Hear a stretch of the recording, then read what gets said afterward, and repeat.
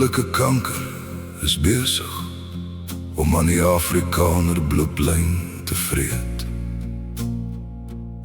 Dis tyd vir ongemaklike rou waarheid. Die Afrikaner is besig om te sterf, maar daar's 'n boer wat weier om saam in die graf te klim. Onthou 'n verwoesting van boereoorlog en Britse ryk. 'n boere wat weier om hierdie verraad te vergeet. Die Afrikaners nasie te veel vermoor en sy bestaan verkrag. 'n nuwe rebellie is besig om te broei. 'n boerrebellie wat moeg is om ander se oorlog te veg.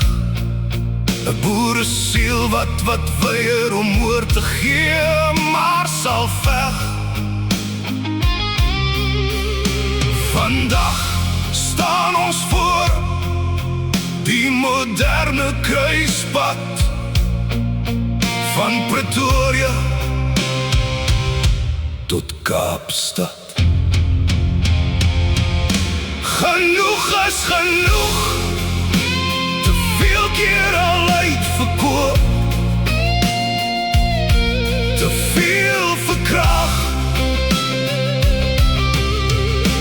'n boer wat walg in hierdie skouspel van ongeregtigheid.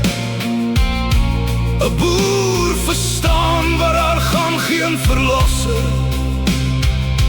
uit die parlement gaan kom.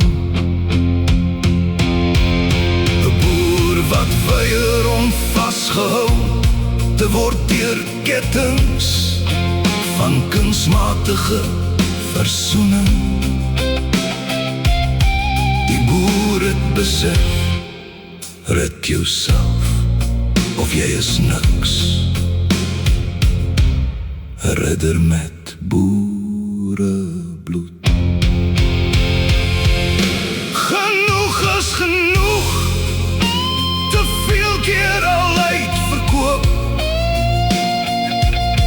te veel verkrag.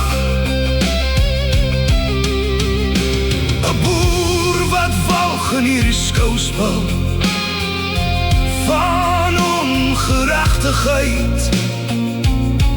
'n boer verstaan waar daar gaan geen verlosser uit die parlement gaan kom.